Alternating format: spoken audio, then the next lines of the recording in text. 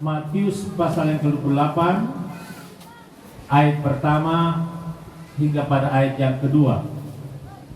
Kalau Bapak dan Ibu sudah dapat, dengan kerendahan hati saya jemput berdiri. Kita akan baca firman Tuhan ini dengan suara yang keras. 1, 2, 3. Setelah hari Sabat lewat, menjelang menyisinya fajar pada hari pertama minggu itu, pergilah Maria Magdalena dan Maria yang lain menengok kubur itu. Maka terjadi gempa bumi yang hebat, sebab seorang malaikat turun dari langit dan datang ke batu itu dan menggulingkannya, lalu duduk di atasnya.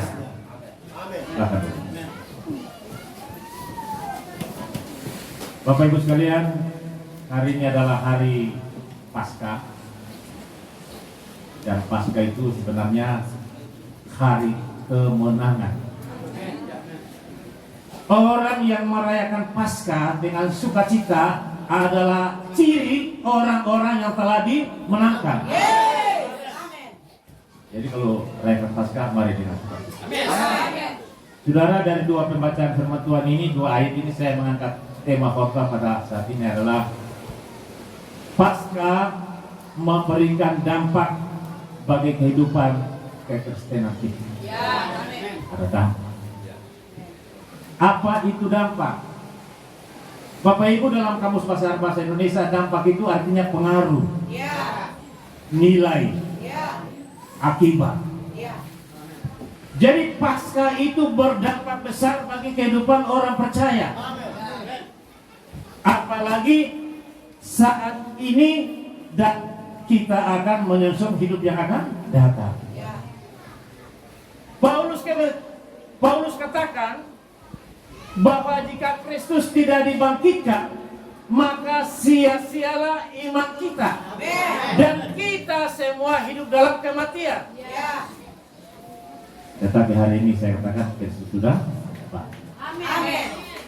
Saudara, tadi saya bilang dampak.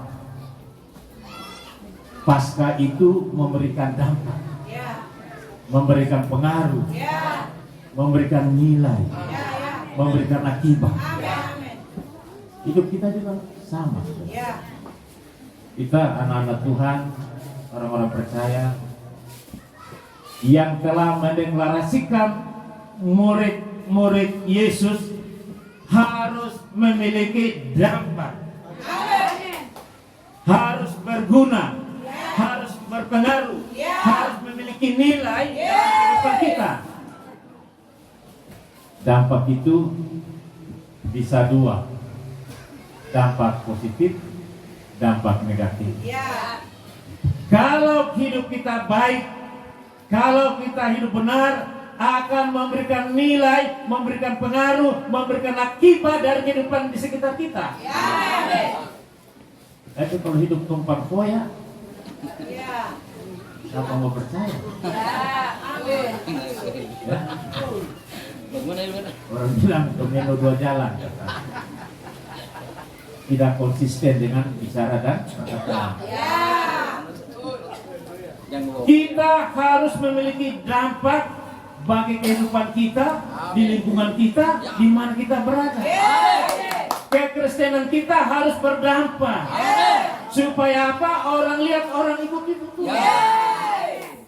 Kalau tumpang foya, orang begitu di rumah berpikir, jangan-jangan saya ikut dia tadi tumpang foya. Di sini tidak. Tempat lain masih ada. Haleluya. Saudara, dampak yang pertama ketika Kristus bangkit itu dampak yang menghebohkan dunia. Heboh berita itu. Heboh dunia itu. Pemerintahan Romawi dengan orang-orang Yahudi, orang-orang Farisi kaget. Karena waktu Yesus mati mereka bilang selesai dia. Waktu Yesus katakan Eli, Eli lama sabatani, mereka bilang oh selesai dia. Lain bilang dia panggil Elia, lain dia bilang panggil dia ke Allah supaya selamat tadi. Mereka lupa bahwa jauh sebelum itu deklarasi kebangkitan Yesus sudah sampaikan. Aku akan menderita dianiaya dan mati, tapi aku akan bangkit. Orang lupa itu. Orang-orang begitu itu orang-orang yang tidak memiliki damai. Tetapi kebangkitan itu menggegerkan, menghebohkan dunia. Heboh. Heboh. Sampai kalau kita baca ayat selanjutnya, ada tipu muslihat, tokoh-tokoh agama, tokoh-tokoh orang Farisi memanipulasi berita itu seolah-olah Yesus tidak bangkit. Yesus sudah mati selama-lamanya. Tetapi yang benar adalah Kristus telah dibangkitkan. Kebangkitan itu memberikan dampak bagi saya, Bapak dan Ibu semua. Dampaknya apa? Hari ini kita hidup dalam dampaknya apa? Hari ini kita menikmati kasih anugerah Tuhan. Bapak Ibu sekalian, dalam perjanjian lama, Paskah itu diartikan sebagai hari pelepasan, hari pembebasan, hari kemerdekaan yang Allah berikan bagi bangsa Israel di tanah Mesir. 400 tahun lamanya mereka dijajah, ditindas, diikat hak-haknya. Mereka berteriak, berdoa pada Tuhan. Tuhan dengar jawaban doa. Jadi kalau berdoa pasti Tuhan dengar. Pasti Tuhan ingat. Asal berdoa betul-betul. Bapak Ibu sekalian, waktu hari pembebasan itu Tuhan bilang kepada Musa, sampaikan kepada umatku Israel makan roti tidak beragi. Satu. Yang kedua, sampaikan kepada umatku Israel sembelih lembu, domba. Lalu apa? Kasih tanda di pintu.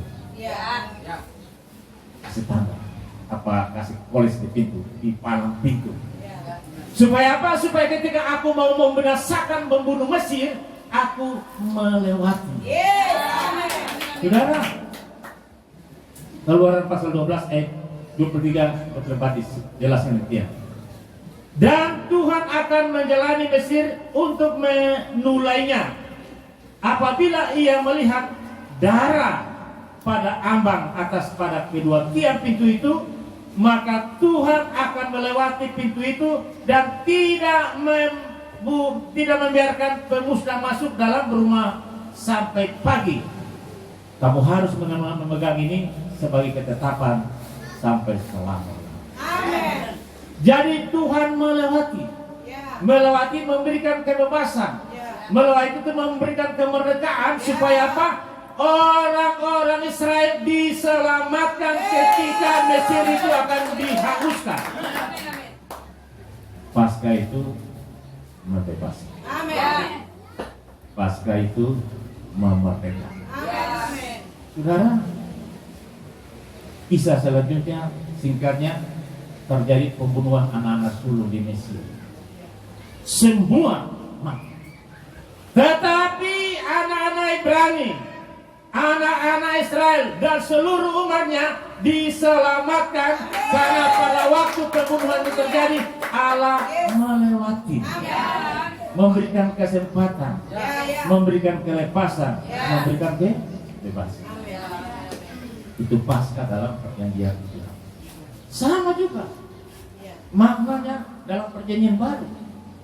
Berita kebangkitan itu kemudian tersiar luas.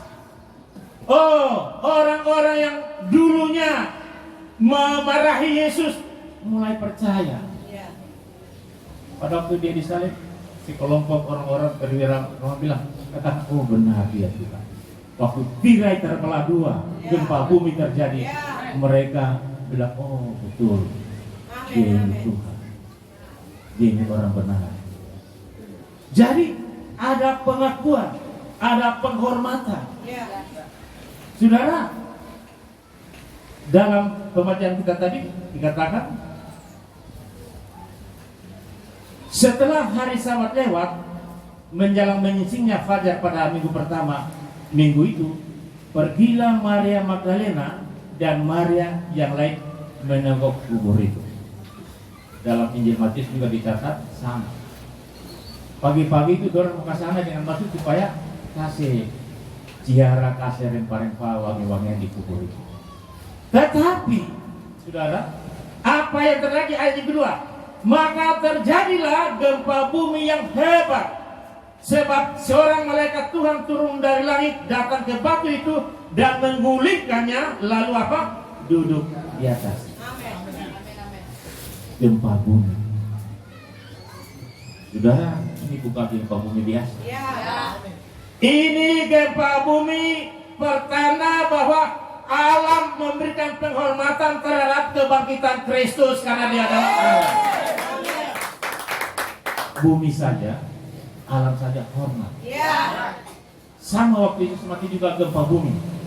Hormat. Kalau alam saja hormat beliau, itu orang hormat bagaimana? Alam saja menghormati kematiannya dan kebangkitannya. Gempa bumi yang dahsyat, tergoncang dunia, mata orang-orang terbuka, menyaksikan, melihat ke peristiwa kebangkitan itu. Saat ini kita orang juga hormat. Tapi dengan cara berikan hati kita. Yang pengfoya lagi. Sini tidak ada di Indonesia. Kita menghormati peristiwa Paskah ini dengan menghormati keagungan Tuhan dengan cara apa? Berikan hati kita untuk hormat dan kemuliaan bagi nama Tuhan. Itu yang kita lakukan. Gereja Kalvari, simbol pertama, karakter pertama dari gereja kita adalah Kalvari. Tanda pengorbanan Kristus di Golgota. Kalvari. Orang Kalvari pun berkorban tidak mau, bagaimana? Orang Kalvari jangan korban orang. Itu bukan Kalvari. Betul. Kalvari palsu. Gereja yang berkalvari, gereja yang mau berkorban untuk hormat dan kemuliaan nama Tuhan. Hati kita, pikiran kita, berikan yang terbaik. Jangan korbankan orang. Itu bukan karakter Kalvari. Kita gereja yang berkalvari. Gereja yang mengangkat simbol-simbol keilahian Kristus di Kalvari. Simbol-simbol pengorbanan. Saudara, kalau ke Tanah Suci Israel, saya pernah ke sana dan kami menyaksikan di mana Yesus jatuh ketika memikul salib. Di mana Yesus jatuh, ada kurang lebih 5 kali Yesus jatuh memikul salib sampai di bukit Golgota. Dia katakan, Eli, Eli, lama sabachthani. Dia mengakhiri penderitaannya. Dia masuk bersama-sama untuk membebaskan kita dari dosa kita. Kalvari, tanda pengorbanan, bukti pengorbanan, simbol pengorbanan Kristus yang paling besar untuk dunia, untuk saudara dan saya. Dia katakan, Eli, Eli, lama sabachthani. Itu perkataan bukan bahwa dia sudah selesai, dia meninggal begitu, tidak. Dia mau katakan, mulai saat ini saya bersama-sama memikul salib dan saya mengakhiri di sini. Saya akan masuk pada tujuan pembebasan ilahi. Jadi gereja yang berkalvari, gereja yang mau berkorban. Saudara tidak punya harta, berkorban hati, pikiran, tenaga, memikirkan hal-hal yang baik untuk masa depan. Kalvari Supaya apa? Memberikan dampak. Tapi kalau kita hidup tidak benar, ya, tidak ada dampak yang baik. Dampak itu nanti memecah belah dan membuat kita tidak sejahtera. Tapi Kalvari itu adalah bukti pengorbanan.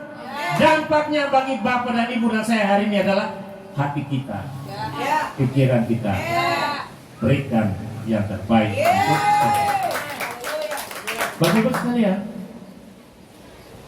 Jadi waktu gempa bumi itu terjadi, saudara, Alkitab mencatat batu yang besar itu terguling.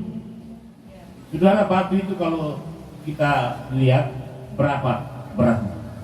2 ton. Kalau orang mau dorong itu, 1 orang tidak mungkin, 2 orang tidak mungkin. Di dalam Injil Matius mencatat ketika Maria Magdalena dan murid-murid yang lain pergi ke kubur itu, di tengah jalan dorong susi. Terus gimana caranya kita menggulingkan batu itu? Mereka terjadi perdebatan. Bagaimana caranya sampai di sana mengguling batu itu? Kita orang ini tidak mampu.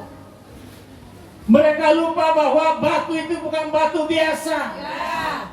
Batu itu adalah lambang keangkuhan, kesombongan manusia, lambang kekuasaan dunia. Tetapi dengan kebangkitan Kristus itu semua dihancurkan, dirobohkan, dipatahkan dalam nama Yesus. Batu bisa kalau di rumah-rumah, ibu-ibu jangan lagi bilang kepala batu anak-anak. Batu, jangan. Karena batu itu simbol kekerasan hati, keangkuhan manusia, kesombongan ada di situ. Kalau orang Lolo dia bilang pahede, kepala batu. Ya, saudara, jangan lagi kita sebut-sebut itu. Karena itu lambang kesombongan, lambang keangkuhan, lambang ketidakpatuhan, lambang kekerasan hati. Saudara, waktu Kristus bangkit semua itu dihancurkan, diselesaikan, diberikan kelepasan, diberikan kebebasan. Kita menjadi orang-orang yang telah dimenangkan. Berikan kemuliaan bagi Tuhan. Jadi jangan lagi bilang pahela, kepala angin lah, kepala batu. Nanti jadi doa. Ya, berikan ucapan-ucapan yang memberkati. Orang besar di Lolo dan saya tahu. Pahede. Orang Lirang mana? Orang Lirang. Salam. Lirang ini kan pakai bahasa Lolo tadi. Ya. Jangan lagi kita mempraktekkan cara-cara hidup yang lama. Paulus bilang, yang lama sudah berlalu, sesungguhnya yang baru sudah datang. Siapa itu? Dia adalah Kristus Yesus yang telah bangkit. Saudara, saya mencatat ada 3 hal penting. Yang pertama, Paskah itu adalah berita kebebasan, berita kelepasan, berita keselamatan. Kita orang merayakan Paskah ini dalam konteks yang demikian. Ada sukacita, ada sorak-sorai, ada kegembiraan, ada persatuan. Itu. Tadi pujian, penyembahan kita bagus. Mari, jangan dilepaskan. Orang-orang yang percaya pada Kristus, Paulus katakan dia adalah ciptaan yang baru, yang lama telah berlalu, sesungguhnya yang baru sudah datang. Siapa dia? Itu adalah Kristus Yesus yang telah menang. Dia, sudah, kita bersyukur punya Kristus. Dia adalah Allah Yehova, Allah adalah sumber daripada kesembuhan. Dia adalah Allah Yehova Yireh. Dia adalah sumber dari berkat itu. Dia adalah Allah Yehova Nisi. Dia yang memberikan kemenangan. Dia adalah Allah Yehova Salom. Dia memberikan kita damai sejahtera. Dan dia adalah Allah El Shaddai. Sumber dari hidup dan keampunan. Saudara, saya baca sekali lagi.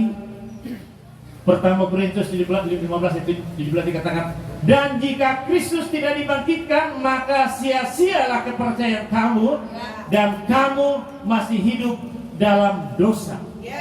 Demikianlah binasa juga orang-orang yang mati dalam dosa. Tetapi hari ini Kristus sudah dibangkitkan. Kristus sudah menang. Maut sudah dikalahkan. Keangkuhan, kekerasan manusia sudah dipaksakan. Ada sekarang adalah damai sejahtera yang diberikan kepada kita. Itu yang pertama. Saudara, yang kedua, kematian Kristus itu mengalahkan kuasa dunia. Kebangkitan itu memberikan kemenangan kepada orang percaya. Pertama Korintus 15 ayat 54, demikian bunyi firman Tuhan. Maka genaplah firman Tuhan yang tertulis, hai maut, di mana kemenanganmu? Hai maut, di mana sengatmu? Sengat mau ialah dosa, dan dosa adalah hukum Taurat. Tetapi syukur kepada Allah yang telah memberikan kepada kita kemenangan oleh Kristus Yesus Tuhan kita. Karena itu saudara-saudara yang terkasih, berdirilah teguh, janganlah goyah, dan biarlah selalu dalam pekerjaan Tuhan, sebab kamu tahu bahwa dalam persekutuan dengan Tuhan jerih payahmu tidak sia-sia. Kerja saja, melayani saja, menyembah saja, karena ada jaminan, ada garansi. Pekerjaan yang kita lakukan itu ada upah besar, tidak sia-sia. Saudara, saya ulang lagi. Saya selalu kasih ingat di teman-teman PDK. Waktu dialog antara Petrus dengan Tuhan Yesus. Petrus ini orang cerdas. Dia melayani itu Tuhan, tapi dia berpikir, kita sekeluarga bagaimana? Masa depan kita siapa yang proteksi, siapa yang jaga? Dia bilang, Pak, Tuhan Yesus begitu, Guru, kami semua telah mengikuti Engkau. Kami meninggalkan semuanya, keluarga kami, istri kami, ladang kami, pekerjaan kami. Apa yang kami dapat? Itu orang dapat apa? Apa gaji kami, apa upah kami? Ini logis. Semua orang yang bekerja pasti mau dapat upah. Mana ada orang kerja tidak dapat upah, orang mau. Melayani juga begitu, pasti dapat. Amin. Tapi transaksi kita dengan Tuhan bukan ATM kok mau kasih duit. Transaksi dengan kita Tuhan adalah kemuliaan, berkat, kesehatan, kesembuhan. Itu transaksi kita dengan Tuhan. Jadi jangan bilang ikut Tuhan besok langsung dapat duit satu ikat. Lalu Tuhan bilang apa? Hai Petrus, engkau karena Injil dan karena aku meninggalkan semuanya, segala sesuatu. Aku katakan hari ini engkau akan menerima berapa? 100 kali lipat. Bukan 1 kali lipat, 100 kali lipat. Artinya hidupmu diberkati. Itu jaminan. Itu garansi. Jadi kalau ikut Tuhan pasti ada masalah, ada tantangan. Jangan kita berhenti di situ. Sebab batu yang besar itu sudah dibolehkan, keselamatan sudah diberikan. Saudara, ini penting kita di Paskah. Yang ketiga, Paskah itu adalah berita pembebasan, tahun Yobel. Yohanes 11 ayat 25 dikatakan, Jawab Yesus, akulah kebangkitan dan hidup. Barang siapa percaya kepadaku, ia akan hidup walaupun dia sudah mati. Dan setiap orang yang percaya kepadaku tidak akan mati selama-lamanya. Luar biasa. Amin, amin, amin. Kalau saudara tidak percaya ini, terlalu. Masuk dalam kategori pahit. Ya. Kategori pahit. Hari ini, saudara, kita semua dimenangkan. Apa jaminan yang kita peroleh? Roma 8 ayat 1. Demikian sekarang tidak ada penghukuman bagi mereka yang ada di dalam Kristus Yesus. Dengan kemuliaan penuh. Demikian. Karena main musik.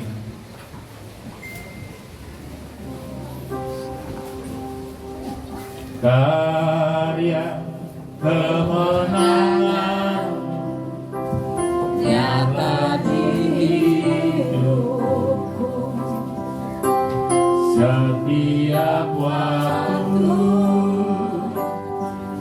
cintamu padaku. Ulangi, karya kemenangan.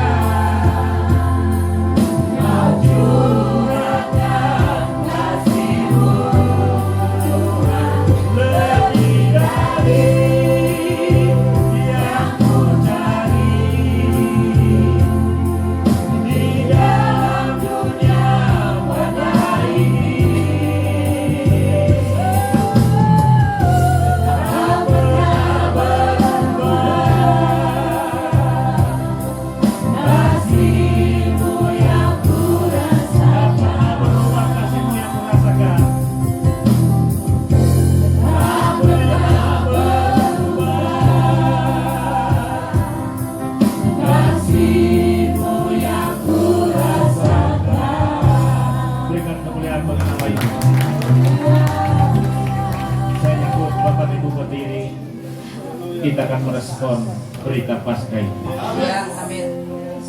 Semua dalam sikap doa. Jangan hadap kanan dan hadap kiri. Tengoklah, hari ini kubur telah kosong. Yesus telah bangkit. Batu yang besar itu telah terguling.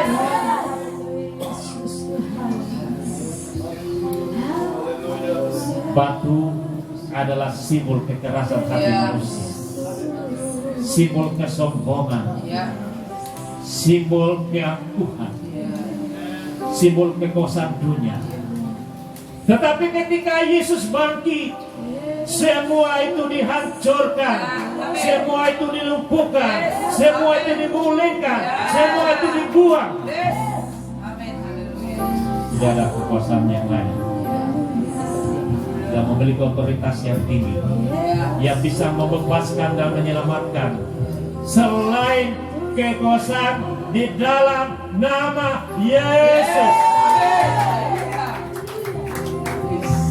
Dalam kebenaran-Mu ku pandang wajah-Mu dan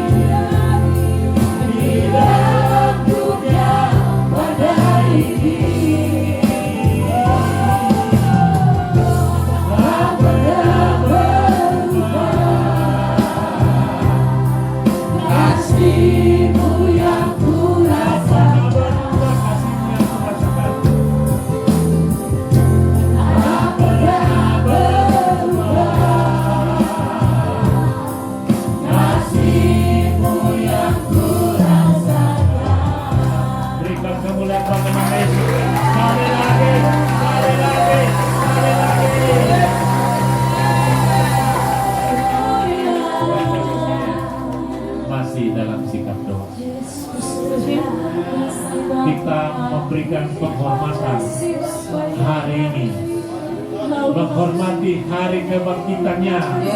Dengan cara apa? Berikan hati kita, pikiran kita untuk pekerjaannya, untuk hormat dan kemuliaan bagi nama-Nya.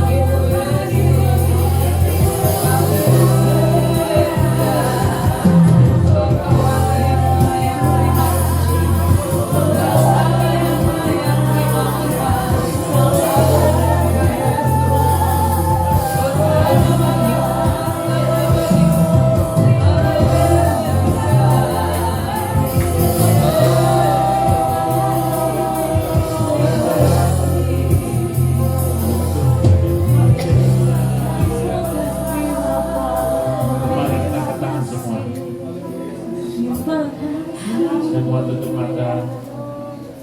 Kita melakukan relasi dengan Tuhan hari ini. Amin. Haleluya.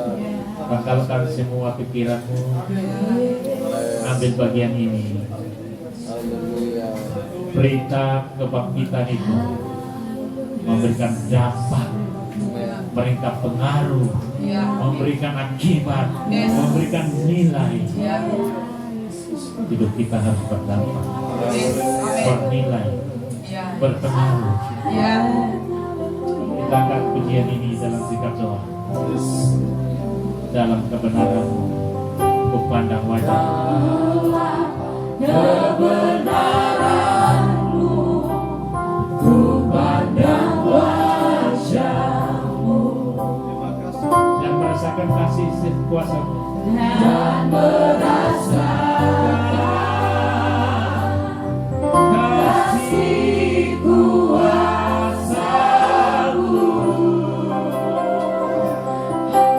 Karya kemenangan, karya kemenangan-Mu yang dari hidupku. Setiap waktu, setiap waktu,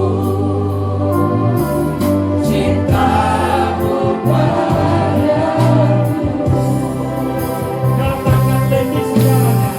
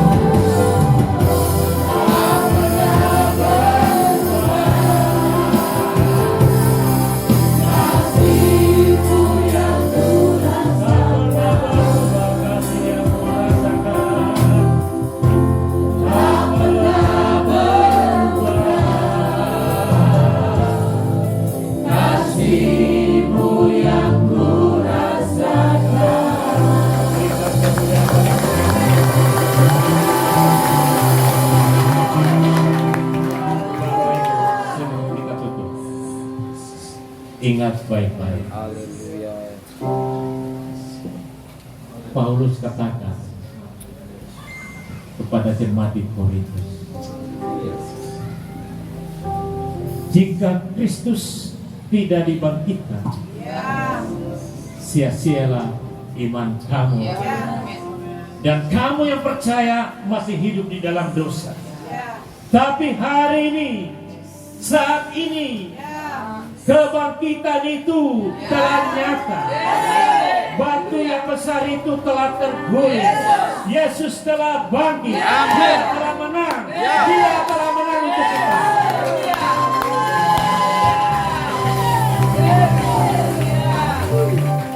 Ambil keputusan. Mulai hari ini, hidup kita berdampak. Hidup kita berpengaruh. Hidup kita memiliki nilai. Hidup kita memiliki arti. Biarlah semua orang yang melihat kehidupan kita, mereka percaya bahwa Yesus adalah Tuhan. Ingat, Tuhan telah mendeklarasikan kita orang-orang pemenang. Kita orang-orang yang diberkati.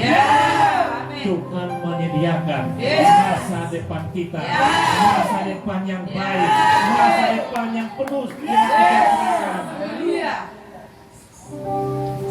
Yesus katakan, hari ini kamu yang karena Injil, yang karena namaku telah meninggalkan segala sesuatu, aku katakan hari ini engkau akan mendapat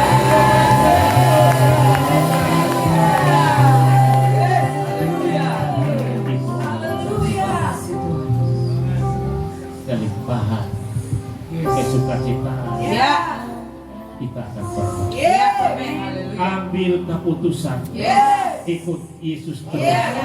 Percaya kebangkitannya, percaya kuasa. Karena Dia adalah Allah yang kuasa, Allah yang kuasa, Allah yang kuasa, Allah yang kuasa. Yesus adalah Allah yang kuasa. Karya kemenanganmu nyata di hidupku. Setiap waktu cintamu padaku lebih dari segalanya, lebih dari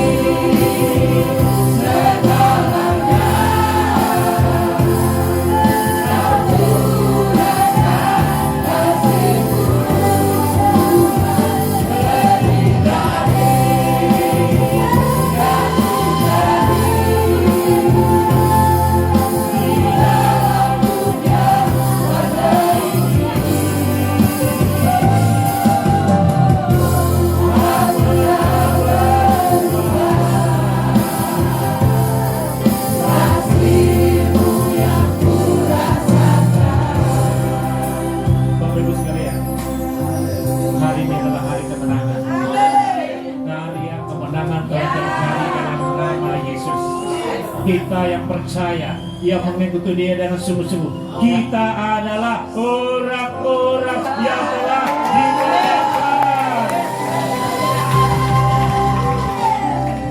Dan orang-orang yang telah dimenangkan, kitalah adalah ahli waris kerajaan Allah. Nama kita tertulis dalam buku kehidupan, dikenal di sana. Tuhan memberikan jaminan seutuhnya, sepenuhnya. Mari kita nyanyikan lagu ini dalam bentuk kita orang-orang yang telah dimenangkan. Karya kemenanganmu nyata di hidupku. Setiap waktu cintamu padaku lebih dari segalanya.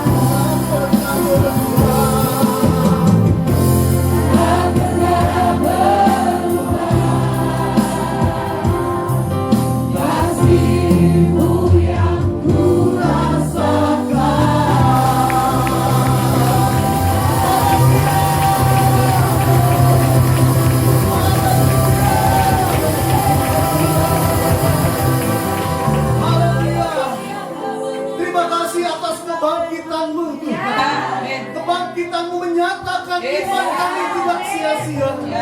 Kau memberikan kami kebebasan. Kau memberikan kami kemenangan. Kau memberikan kami kemerdekaan. Ganti segala dosa dan pelanggaran kami. Dan Kau berikan kami keselamatan. Terima kasih Bapa di surga. Kami mengucap syukur atas penebusan yang sempurna bagi kami. Ajar terus kami untuk mengerjakan keselamatan. Ajar kami terus untuk setia. Ajar kami untuk melayani Tuhan dengan sungguh-sungguh. Setia kepada Tuhan. Karena kami tahu upah kami besar di surga. Tuhan akan menyediakan. Tuhan akan memberkati. Bahkan lebih dari apa yang kami pikirkan. Menurut kekayaan dan kemuliaan. Terima kasih Tuhan Yesus. Berkati hamba-Mu Bapak Pendeta Dr. Hendra Karyana yang telah Kau pakai hari ini untuk menyampaikan isi hati Tuhan. Ada krikma yang kami dapat, ada pesan Tuhan yang akan kami lakukan dan kerjakan. Berkati hamba-Mu dalam pelayanan, dalam tugas dan tanggung jawabnya, pribadi dan keluarganya. Kau tahu bahwa hamba-Mu ini adalah hamba yang begitu berkorban di dalam pelayanan, bahkan terus melayani dengan kesibukannya dan mengutamakan Tuhan dan melihat berkati hamba dan kami semua jemaat Tuhan yang tergabung yang terkumpul di tempat ini. Hari ini kami mengalami kebebasan. Hari ini kami mengalami kemerdekaan. Hari ini kami mengalami kemerdekaan. Yesus telah bangkit dan kami menang atas maut. Kami menjadi lebih daripada maut. Terima kasih Tuhan yang berkalvari, berpentakosta, bermisi itu menjadi bagian dan gaya hidup kami. Di dalam nama Yesus kami terima firman-Mu dan akan melakukannya di dalam kehidupan kami. Haleluya. Amin.